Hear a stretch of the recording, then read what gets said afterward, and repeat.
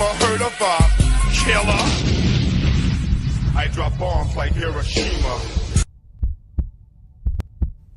So I said, look at LeakYou video. What the fuck is LeakYou? Is it like a site? What's LeakYou?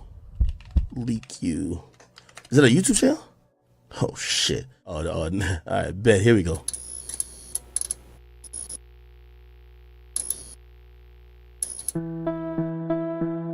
Please hit the like.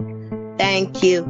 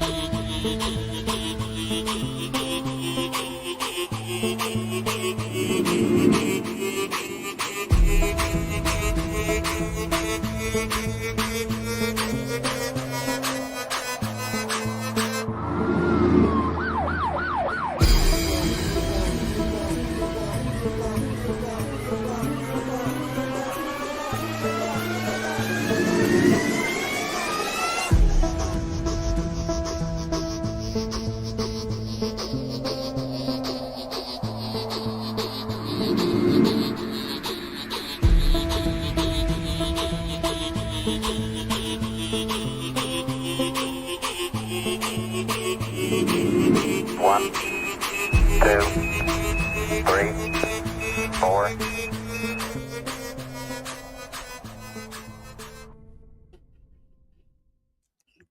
Good morning, good afternoon, good evening, folks. I hope you're having a really good week. I know someone that's not having a good week. Excuse me. And that would be rapper Pooh Shiesty. There's been a lot of rumor circling since January on this story. And I have not came out and reported or talked or discussed this story with anyone because there wasn't an actual source, that was actually coming out and discussing this. And that is, there's been a lot of rumor the last 4 months that rapper Gucci Mane was robbed back in January. Number one, it's pretty insane to think somebody would rob Gucci Mane because we all know Gucci Mane's reputation. Okay. So that's just number one. Okay. But it appears that is what has happened. Very much so a coordinated armed robbery and kidnapping being alleged. And why these people want to come to Dallas, to Texas more so, and do these types of things, I'll never know. I don't know why you all think that we are not the most avid death penalty state in America, because we are. Not proud of that, but it's true. People get hard time here. You can be a first-time offender, and I'm from Texas.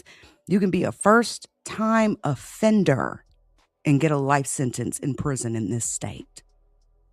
Federal authorities have arrested Pooh Shiesty, his father, rapper, CEO Big 30, 7 others. Okay, we're going to go through the information and we're going to take a look at the press conference that was streamed live about an hour or so ago. I have not watched it yet, so I'll be watching it with you guys. So I want to see, I want to hear what the federal authorities are saying, okay? I want to hear what they're actually saying. They came to the mic, okay? Did a whole presser about 11 a.m. this morning, Pacific Standard Time. But what is the deal here? Let me go into a little detail here on what actually happened. Now, this is breaking news, and it's also breaking on Dallas news stations. I've seen WFAA, Fox 4, okay, discussing this, DallasNews.com. Those are our main newspapers, our CBS News affiliate out of Dallas, they are all, breaking this news as well. And it started yesterday. This all started yesterday when Pooh Shiesty's father's house in Memphis was hit by the feds, flashbangs. All of that, occurred essentially. And we kind of got wind yesterday that something major was going down. Something really major was happening, but we got the confirmation this morning, specifically. Now, it is alleged, and I'm just going to, tell you the allegations right now before we go into looking at the press conference. But rapper Pooh Shiesty, who just got out of federal prison 5 months ago, he hasn't even been out 6 months. Now, keep in mind, there is some history here, okay? There is some history here. Pooh Shiesty, who's been on Gucci Mane's record label, 1017, had a cousin named Scar. Scar passed away a couple of years ago. And Scar, who was also a rapper, was also on Gucci Mane's 1017 label. When Scar died, Pooh Shiesty was still in federal prison, okay, for a different set of crimes a couple years ago, about 5 or 6 years ago. When Scar died, his family did not like the way Gucci Mane handled the death of Scar. Specifically, there was a lot of back and forth about Gucci Mane covering the funeral costs for Scar because he was on Gucci Mane's 1017 label. Now, again, Pooh Shiesty and Scar are family members. They grew up together. Pooh Shiesty sitting in locked up in the federal pen. His cousin dies. He's also on Gucci Mane's label. Matter of fact, he's the one that got Scar onto Gucci Mane's label. And he's sitting and watching all of this take place. And there was nothing he could do about it, okay? There was a lot of back and forth with direct members of Scar's family with Gucci Mane in regards to, his death and him, paying for it. And Gucci Mane actually put $10,000 down on his funeral costs. And some people just did not like the way it was handled. And apparently Pooh Shiesty didn't either. I think that's a lot of the root of where a lot of this came from. When he got out, I mean, listen, just think about this for a minute. He gets out of prison and he is expected to go and drop more albums for Gucci Mane, okay? And he wasn't, I don't think he was feeling it. When he dropped the video with Glorilla, I knew then there's some real beef happening. Yo Gotti, who owns CMG, who also is affiliated to Glorilla out of Memphis, Tennessee, where rapper Pooh Shiesty heralds from. We seen them in a video together, making a music video together. CMG definitely wants to sign this young man. Pooh Shiesty I would say he's number one on the rap scene right now. He gets out, he drops his FDO, first day out, music, then the video, and I mean it bangs, okay? I think this is also a lesson, okay, of learning to people moguls who have record labels, who expect people to overcome personal feelings and still convert or do what is necessary to fulfill the contract that they signed with said label, with that mogul. At some point, there was no way this was not going to be some sort of a personal issue between Pooh Shiesty and Gucci Mane. And we can see that as the very first meeting between the two after Pooh Shiesty gets out of prison turns into a kidnapping and armed robbery. Gucci Mane should be very happy that he is actually alive today. Okay. Now, briefly, rappers Pooh Shiesty and Big 30, 7 others charged in this violent Dallas studio armed takeover. The victims were reportedly lured to this meeting to discuss a contract release, only to be held captive and, in one instance, choked to near unconsciousness. The suspects were linked to the crime through electronic monitoring and social media, as Pooh Shiesty was already in federal home confinement at the time of the robbery. Now, Pooh Shiesty, government name Lontrell Williams Jr., you'll be seeing it everywhere today, and Rodney Wright Jr., that is the government name of Big 30, have been charged with armed kidnapping, robbery, and a slew of other charges. They are facing life in prison. They're facing an alphabet letter. Okay. Now, back on January 10th, it is alleged that 3 music industry professionals traveled to Dallas for a meeting that was arranged by Pooh Shiesty to discuss his recording contract. And according to federal criminal complaint, the meeting was just a ruse for a coordinated armed takeover that was executed by Pooh Shiesty and the other 8 conspirators, including his father, folks. Yeah, including his pops. His pops has also been charged, and we'll hear some more about that here momentarily, but prosecutors are alleging that once the victims were inside the studio, Pooh Shiesty produced an AK, a Drake, as they call it, and held them at gunpoint, forcing one of them to sign a release from his recording contract, and we know that to be Gucci Mane. The other defendants, including Pooh Shiesty, also displayed firearms and robbed the victims of jewelry, cash, Rolex watches. And of course, it wouldn't be anything if one of them didn't come online and make a post and a photo with the jewelry on, right? It is alleged that Big 30 barricaded the studio door to prevent victims from escaping, and another victim was choked to the point of near unconsciousness. Now, at the time of the robbery, Pooh Shiesty was on federal home confinement on house arrest, had a monitor on his leg for a prior firearms conspiracy conviction out of Florida. His father, Lontrell Williams Sr., is also charged and is alleged to have helped plan and execute the kidnapping, including renting a vehicle that was used by the group. Now, how did investigators link with physical evidence Pooh Shiesty and his group to this robbery? Well, numero uno, folks, the electronic monitoring device that goes around people's ankles has GPS in it. Yeah, man.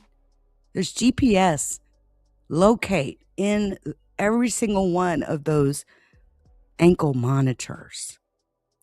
Listen, folks, let me put you on to something. Do you not think for a second that an ankle monitor could not have a microphone in it listening to the things that you're doing? Just, turn it on, tap in, and listen. And all of a sudden, you've got, probation or parole listening in to your private conversations, your private moments. People talk. I mean, these people communicate through these ankle monitors. There's absolutely microphone. There's a microphone. There's a speaker. There's a fucking GPS locate chip on these ankle monitors. If you think doing something on an ankle monitor is a smart thing to do, somebody needs to slap you upside the head. Again, Pooh Shiesty wasn't even out 6 months. They linked him using the data from his ankle monitor, license plate readers. I'm sure they hit the tollway in Dallas, okay? And social media posts. Hours after the robbery, we also have social media photos and videos of them flaunting the stolen jewelry. Now, it is said that the victims in this case came to Dallas, and one of them, so the three people, there was three victims total. One of them was Gucci Mane. A second one was an undercover police officer. And the third one was a cameraman that was with Gucci. They came to conduct legitimate business, and they were met with firearms and violence. The U.S. attorney that has charged all 9 of these folks is named Ryan Raybould. And, again, they've been charged federally. Now, you all know the feds never take a case unless they know they're going to beat it. They have a amazing conviction rate. It's sickening how high their conviction rate is. Again, we're talking about life imprisonment here. They've been charged with kidnapping, conspiracy to commit kidnapping, robbery. We're talking Lontrell Williams Jr., Pooh Shiesty, Lontrell Williams Sr., his father, Rodney Wright Jr., Big 30, Kadarius Waters, Terrence Rogers, Damarian Gibson, DeMarcus Glover, Corday Johnson, and Darian McDaniel. Let me ask you something. Do any of them even need to flip based on the evidence that the authorities have on this situation? What was Pooh Shiesty thinking? There's certain ways to handle things, There's certain ways to handle things. I think we all could have figured out relatively easily that he wouldn't have want to have been on Gucci Mane's record label anymore, especially again after the incident with Scar passing away and that whole flustering situation, right, with the family. Forcing someone in distress to sign to release you from a contract is never a solution, okay? It's not a solution. Now, I want to take a moment because these press conferences are very informational. This one's about 15 minutes, and we are going to take a look at it. I want to hear excuse my French, what them white folks are thinking, okay? So let's take a look and listen in. I want to hear this presser, and let's get some additional information. I'm Ryan Raybould. I'm the U.S. Attorney for the Northern District of Texas. Thank you for coming. This week, 9 individuals, including well-known musical artists, kidnapped and robbed at gunpoint numerous victims at a music studio in Dallas, Texas. 8 of the 9 were arrested yesterday in Dallas, Memphis, and Nashville. These individuals who are charged and arrested include Lontrell Williams Jr., also known as Pooh Shiesty, Lontrell Williams Sr., Rodney Wright Jr., also known as Big 30, Kadarius Waters, Damarian Gibson, DeMarcus Glover, Corday Johnson, Darian McDaniel, and Terrence Rogers has not been arrested yet, but will be soon. The complaint alleges that on January 10th of this year, 3 music industry professionals traveled to Dallas for a scheduled business meeting. Lontrell Williams Jr. arranged this meeting purportedly to discuss the terms of his recording contract with one of the victims. As alleged, once these 3 men were inside the recording studio, Williams Jr. and 8 co-conspirators, several of whom traveled from Memphis, Tennessee, executed a coordinated armed takeover. As alleged, Williams Jr. produced an AK-style pistol and forced one of the victims to sign a release from the recording contract at gunpoint. The remaining conspirators displayed firearms and robbed the other victims of Rolex watches, jewelry, cash, and other high-value items. One of the victims was actually choked by one of the defendants to the point of near unconsciousness. Defendant Wright barricaded the studio door with his body to prevent the victims from escaping. The ringleader of the conspiracy, Lontrell Williams Jr., was on home confinement at the time of the offense, as alleged, for a prior firearms conspiracy charge and conviction out of the Southern District of Florida. Towards the end of his prison sentence, he had been granted home detention. Part of the terms of his home detention were that he would not commit another federal offense or possess a firearm. His father, Lontrell Williams Sr., is alleged to have helped plan and execute the federal kidnapping as charged in the complaint. And as described further in the complaint, within hours of leaving the Dallas studio, a number of the defendants were on social media displaying some of the items that appeared to be the jewelry that had been robbed from the victims. The charging document outlines some of the evidence, just some, establishing the defendants' roles in the federal offense. This is as follows: electronic monitoring data placing Williams Jr. at the offense location, which would put him in violation of his home detention conditions. Cell phone records and license plate reader data corroborating the coordinated travel of multiple defendants from Memphis, Tennessee to Dallas. Rental car records confirming Williams Sr. rented a vehicle that was used by the group. Surveillance footage from the offense location, a nearby office supply store, and a hotel where several of the defendants stayed following the offense. Fingerprint evidence as well that was recovered from the crime scene, matching at least two of the defendants. Social media posts by defendants displaying what appears to be stolen property just in the days following the offense. Greyhound bus records confirming the travel of multiple defendants from Dallas to Memphis the day after the offense. In this case, came to Dallas to conduct legitimate business, and they were met with firearms and violence as alleged in the charging document. This case should serve as a warning to others who believe that using violence and intimidation tactics to rob others in our community is a viable way to conduct business. I'm here to say that it is not, and that if you choose to do this, we will, together with our law enforcement partners here and the other ones in the Northern District of Texas, will bring you swiftly to justice. I want to thank the FBI Dallas Violent Crimes Task Force, the FBI's Memphis Resident Agency and Nashville Field Office, the Memphis Safe Task Force, the Dallas Police Department, the United States Attorney for the Western District of Tennessee, Michael Dunovit, and AUSA Greg Wagner, the U.S. Attorney's Office for the Eastern District of Texas, my dear friend and colleague Jay Combs, and the U.S. Attorney's Office for the Middle District of Tennessee, including my colleague Braden Busek, for their outstanding contributions in this multi-jurisdictional investigation and prosecution. I'd also like to highlight the extraordinary work. None of this happens without the extraordinary work of our AUSAs in this office, and I'm here to say we have the best AUSAs in the entire country. That includes AUSAs Robert Withers, Claire Demers, and my violent crime chief, Jeremy Fugate. This case really underscores the importance of standing up for crime victims, no matter who they are or where they come from, and the incredible collaborative, investigative partnerships that we have, not only in the Northern District of Texas, but across the country, and we are all working together to make our country safer. So thank you for being here today, and I'll answer some questions after my colleague here speaks. But now I'm going to turn it over to him, and this is Jeremy Wright, who's the Dallas FBI Assistant Special Agent in charge. Yeah, thank you, Ryan.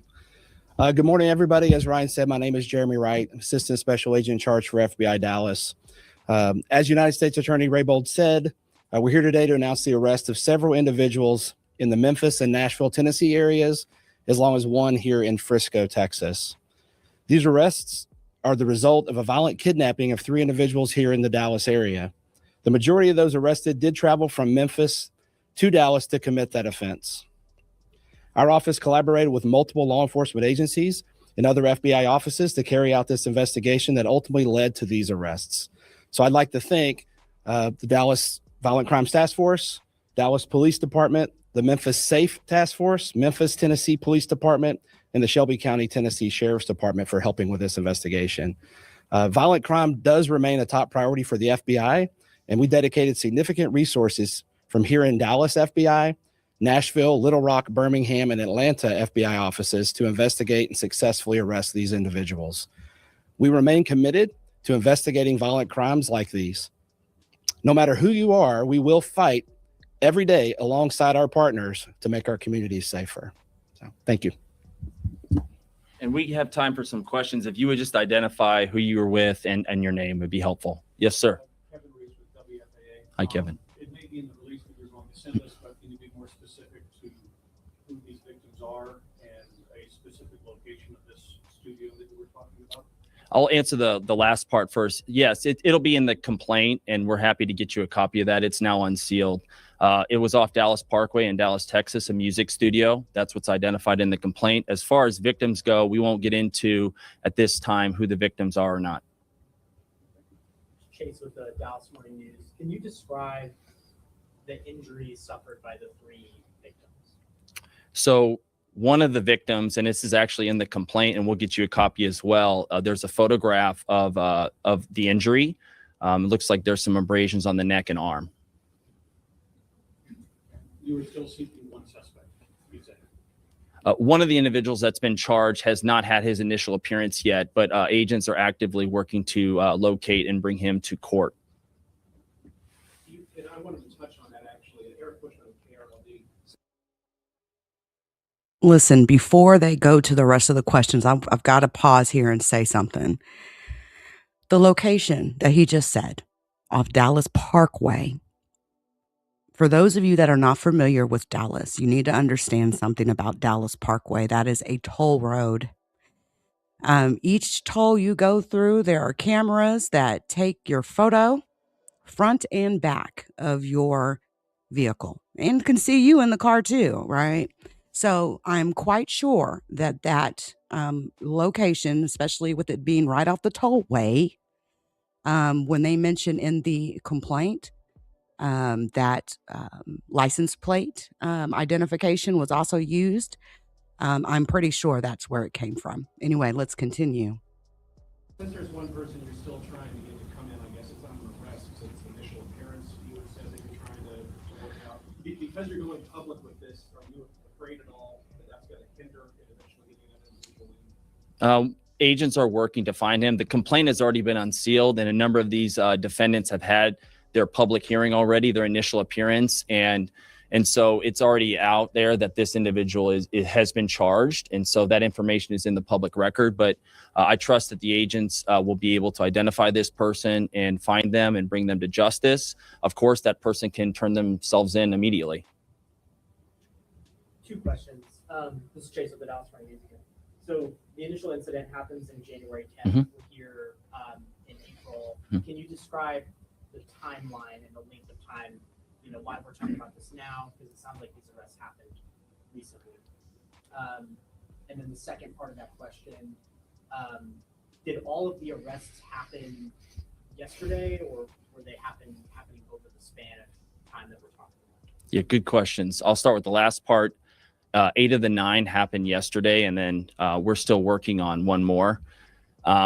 And that was, again, a lot of those happened in Memphis. One happened in Nashville, and we're working now with our Georgia counterparts to get the last person brought to justice. Do you want to ask another question, follow up to that? Actually, I forgot to get to it. I'll come back again after you. Okay, and remind me of your first part, sir. We had the initial incident on January 10th, Yep. here April 2nd. Can you describe and kind of characterize why, that amount of time passed before they were arrested? Well, that was one of the reasons I wanted to list off some of the evidence that has been uncovered to date. A lot of this was subpoena work, search warrant work, and things like that in order to develop the investigation. And so the agents here with me, the agents out in the field, it takes a little bit of time to identify who did this offense and build a case so that we feel comfortable bringing the charges. So actually that's pretty quickly for a federal case of this gravity and this nature. And so I'm very proud of the investigative work, and it will continue from this office as well as our FBI and our local police department. If convicted of these charges, these arrests, how serious are these crimes? What effect do these people face? They're facing a range. So there's no mandatory minimum in this case. It's a range of punishment, and it'll be in the province of the judge, whoever gets the case. But it could be from 0 all the way to life imprisonment. And as you know, a lot of what will guide what's called the sentencing guidelines will be the individual's previous criminal history, the fact that one of these individuals committed the offense while on home confinement, so actually serving a federal offense, assuming that individual is convicted, that will be an aggravating factor for sure. Real quick, I was curious. I know you're being quiet so far on the victims here, but could you at least tell us, outside of them being locals in Dallas, were they aspiring artists? Are they known locally or even nationally? Can you at least tell us that? I'm not going to get into the victim stuff at this time. I think that more will be coming out there that will help clarify, but I'm not at liberty at this stage of the investigation to disclose that. And then can you describe the operation to conduct all of those arrests? I imagine they were in different places. Maybe they all happened around the same time. I'm not sure. I'm going to hand that one off to my colleague here, Jeremy Wright. Yeah, thank you for the question. It requires a lot of partnerships across multiple jurisdictions to be able to conduct simultaneous arrests in a manner, to not alert other folks and to do it safely. So really, it's just a coordinated effort. And fortunately, we have great relationships here locally with Dallas PD and our other partners, as well as other FBI offices have the similar relationships. Memphis is unique. They have the Memphis Safe Task Force there currently, which was kind of a help in a lot of this. So it's really just coordination and pre-planning. And a follow-up to that. So were all of the arrests in Memphis or? No, Memphis, we had one in Frisco, Texas yesterday morning. The rest were in Memphis. And as the U.S. Attorney said, we're actively pursuing the final arrest. Thank you. Yeah. Did you have another question, sir? Katie, mugshots, is that going to be out somewhere? I think that becomes public record, but I'm not sure. If I could follow up with you right after, Catherine, if you would get to make sure that we get that information over there.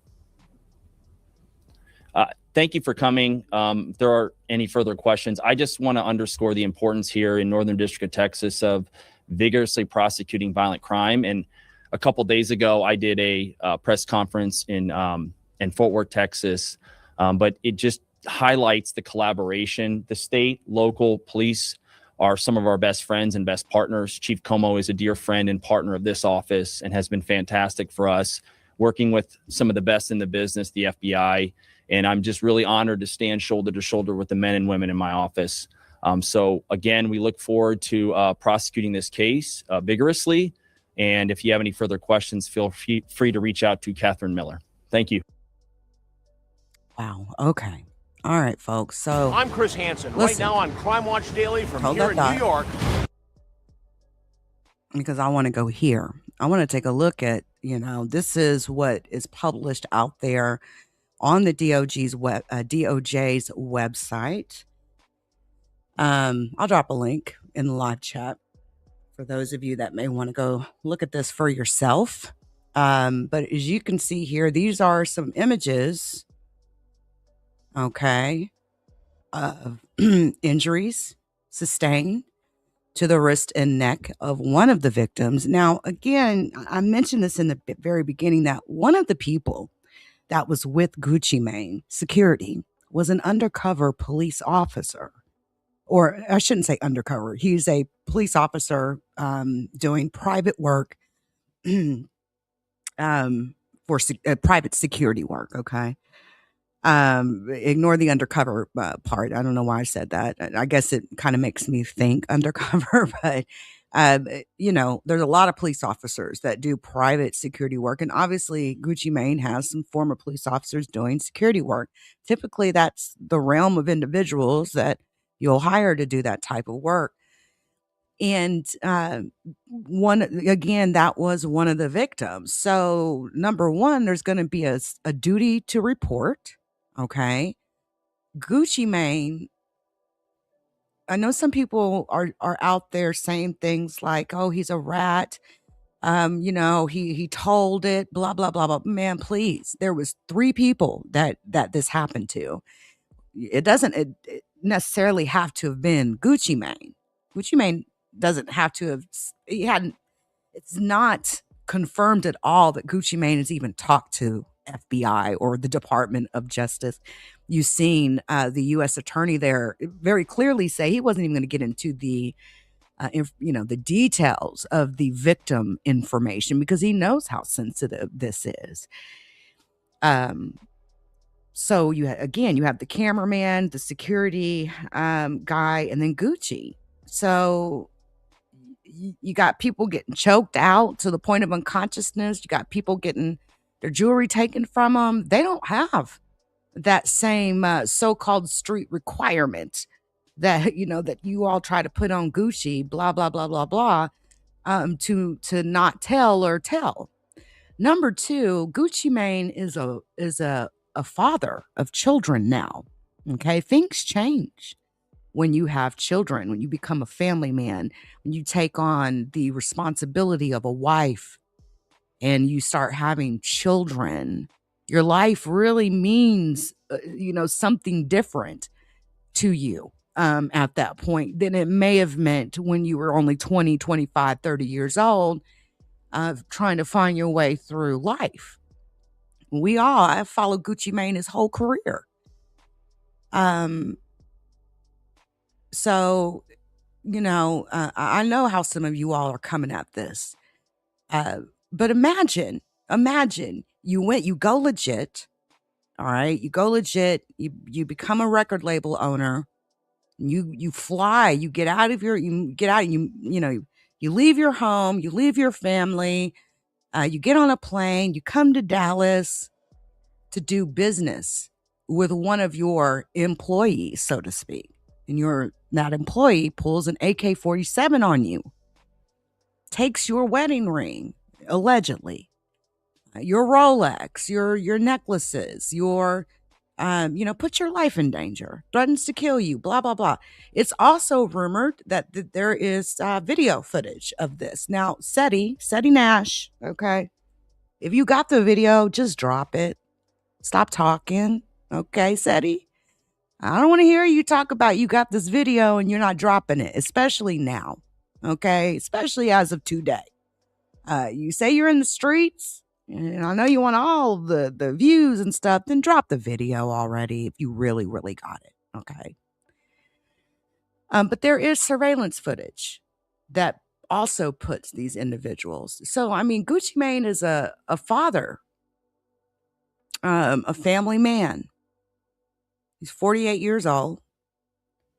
Again, things changed. What he was like 20 years ago to now, this man went legit. He's making music. He's trying to build this label, 1017. He's trying to do things the legit way. He's had his troubles with the law,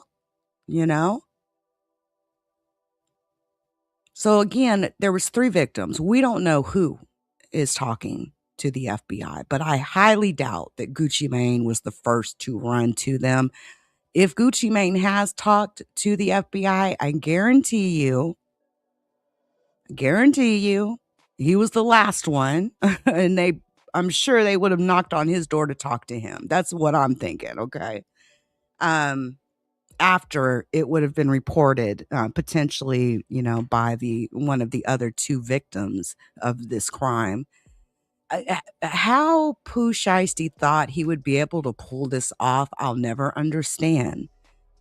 To take somebody by force, by gun, with Drake's AK-47s. Apparently 2 people had AK-47s. To take someone by force and force them to sign a contract or to release you from your contract, your music contract that you signed.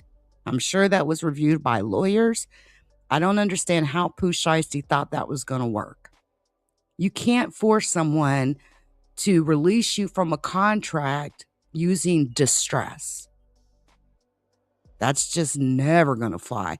And those those contracts in music get really crazy, I don't know what the details of Pooh Shiesty's contract was, but just like an example, you could, the record label mogul could say, I want 6 records out of you by the next 3 years, to complete your contract. And then they put all these other stipulations, et cetera, et cetera. it's always going to be in the interest of the mogul, you know, to the interest of their record label. Number one, to make money, period. Okay. So I wonder in my mind, we don't know if Gucci Mane would have released Pooh Shiesty from the contract willingly. We just don't know. We don't have that information. We don't know that information. Again, I think it would have been very sensitive and very much so testy waters, being the fact Scar passed. That was Pooh Shiesty's family member, and many people in Scar's family felt that his death wasn't handled how they wanted it to be handled. They wanted Gucci Mane to pay for his funeral. I have a different type of opinion on that. Scar was a grown man. Scar passed away from a self-inflicted situation. Drugs, I believe it was an overdose. Give me just a sec, folks. Stand by just a second.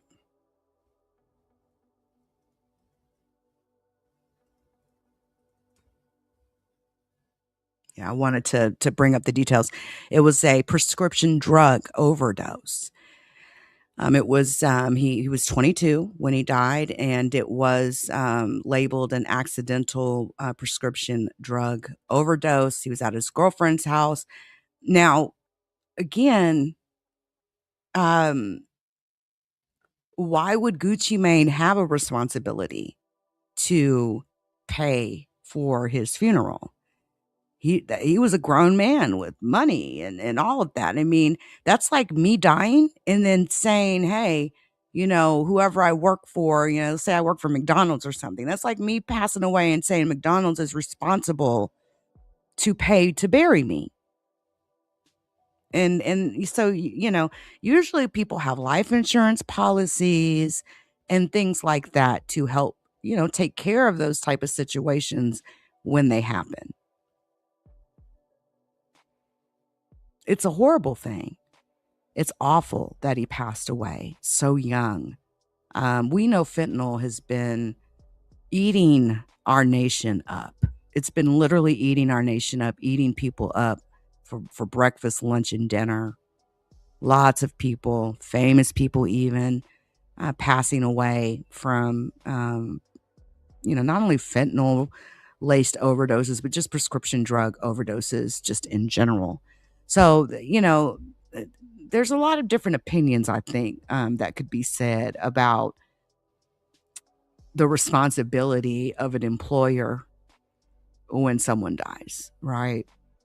I don't know if life insurance is something that these record labels, force their people to get when they sign up for these record deals. I know I've heard things about record label moguls getting life insurance policies out on their artists. I have definitely heard of that. But,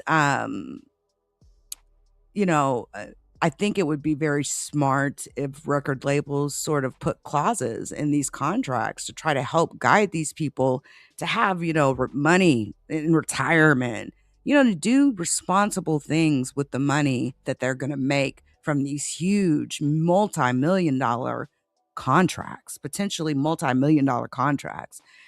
Now, this is one of the photos of an injury suffered to one of the victims. We can tell by the photo that's not Gucci Mane, right? But he's clearly got injuries on his neck and his wrist. To us, that looks very minor, but to the law enforcement officers, they see that, and it's aggravated, okay? This was going to be an aggravated type case, aggravated type situation, just based on the fact you lured someone, all the way from a totally different state. Again, this is a multi-state investigation. And then you pull AK-47s on them. I mean, that right there, it's again aggravated armed robbery, right? And all this planning that had to go into it. I mean, think about it. Pooh Shiesty's sitting in Dallas. He just got out of prison. This is, literally just got out of prison. And then boom, he's going to sit down with the mogul of his record label. These men came from Memphis, came from Memphis to Dallas to do this. Did they know what they was getting themselves into? I don't know. We'll figure that out as each of their cases progress. But when we talk about, the planning, okay, they really feel like even Pooh Shiesty's father helped plan and execute this federal kidnapping. Now here's the thing, right?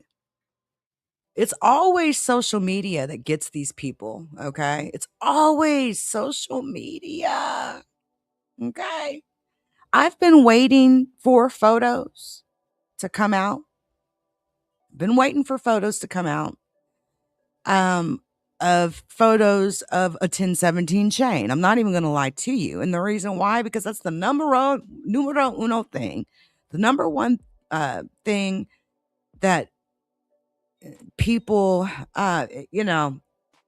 in that community, I should say, in that world, getting a chain that belongs to someone super famous because they personalize those chains, is a flex, right? So we've seen people get robbed. People, put the chain on and take photos and put it on social media. That has been a thing. And so I've been waiting to see some 1017 chains, on snap screenshots, etc. out here. And I never did see any. It was super duper quiet, but apparently some of these men did go, post videos / photos on social media wearing the stolen jewelry. Now, this is a Rolex that was stolen. This is one of the men that's alleged. That is Terrence Rogers. And we heard, in the press conference, they're actually still looking for him. They have not arrested or located him quite yet. But that is him wearing one of the Rolexes. I mean, God, right? Just so dumb. And then we've got Mr. Glover here. And we can clearly see that is a 1017 chain. I know that font, you can clearly see that is a 1017 chain. Truth be told, Glover, this guy here, had never even heard of him. Jamarcus Glover had never even heard of this guy until today. So even though he did all of that and posted himself with the chain, he's been underground, I guess, because he's gotten. I mean, that's what they do, y'all. And then of course we see a watch. Now I hear Gucci Mane's wedding ring was taken. Don't know how true that is. I did see that Gucci Mane did make a post after a lot of bloggers were talking about this back in January. I think it was a very strategic post. But guys, how are you going to take a 1017 chain and go and sell it? Again, that's not you. There's a lot of times that's not really the goal. But I think eventually somebody's going to want to get some money out the situation. The only way, especially Gucci Mane's big old ring, they would have had to have broke that ring down diamond by diamond and selling it. How are you going to walk into a place and pawn $1 million wedding ring? There's only, you could literally easily take a photo of the ring, put it in Google Images, and it's going to come right back to Gucci. So there's no way they would have been able to just go pawn it or go sell it. But whatever. Here's screenshots from Glover's social media depicting him wearing a watch and a 1017 chain. Now, again, outlined in the complaint. All right. This is the evidence, and it's a I was going to say a shiesty list, but listen, we've got electronic monitoring that places Pooh Shiesty at the offense location in violation of his home detention conditions. Listen, white folks don't like that. Oh, they don't like that. You're on house arrest. You got an ankle monitor on.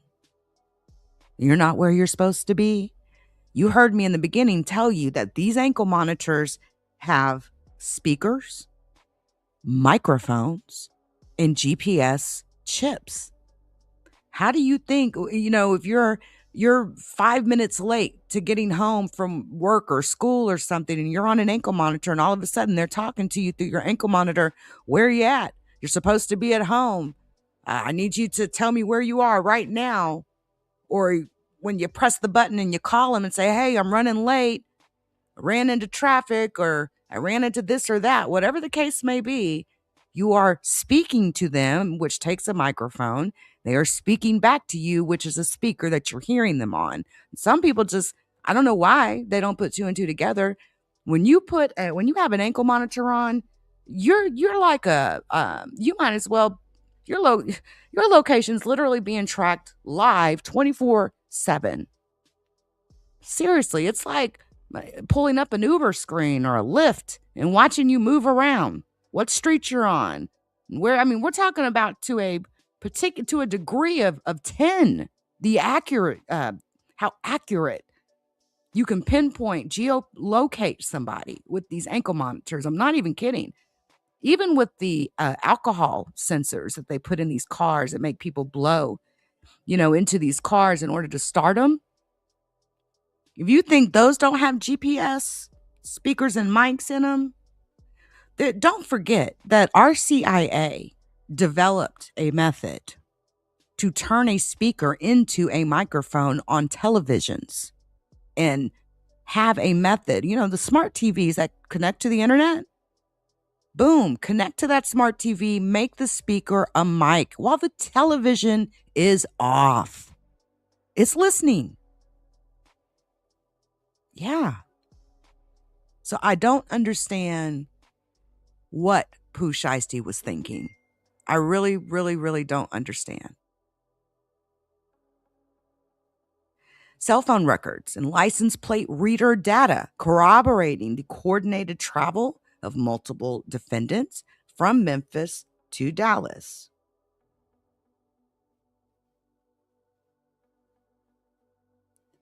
Rental car records confirming that Pooh Shiesty's father rented a vehicle that was used by the group. The license plate reader data, I know that came from the toll cameras. Again, this happened right off of Dallas Parkway. That is the toll. Dallas Parkway is Dallas North Tollway, okay? Surveillance footage, not only from the offense location, there was also surveillance footage pulled from a nearby office supply store and a hotel where several defendants stayed following the offense. So they've been able to track their movements even after the armed robbery occurred down to the hotel they were staying at. Latent fingerprints recovered from the crime scene that matched two of the defendants. Again, the social media posts, it's like just giving the feds, it's like just, bending over and pulling your pants down and saying, poke me, basically, when you all do that. You guys got to stop committing crimes and posting the evidence on the internet.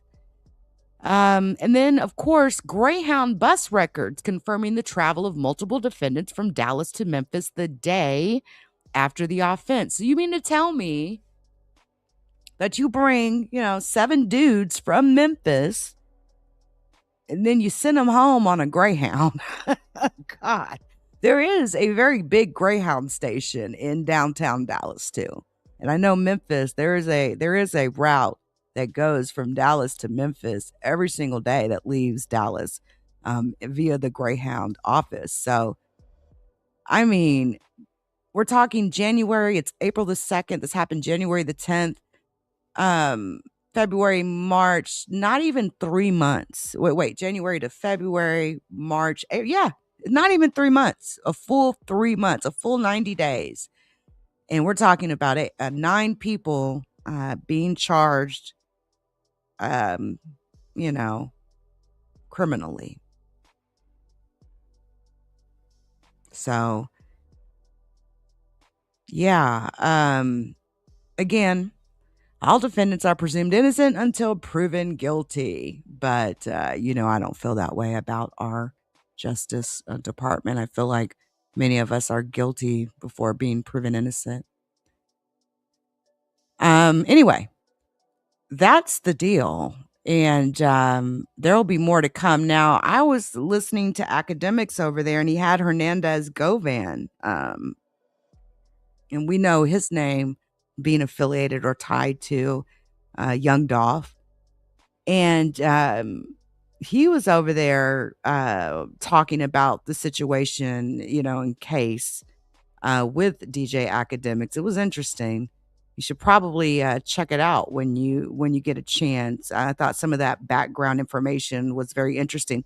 But he's saying that there's something that's going to come out regarding the father very soon. So we'll see what that is. I don't know what that'll be, but we'll see, you all. It's crazy to think you're shooting to number 1. You're not even out 6 months and you do this. You all. More to come on this, guys. I'm going to get out of here. I'll see you all on the next live stream. Until next time.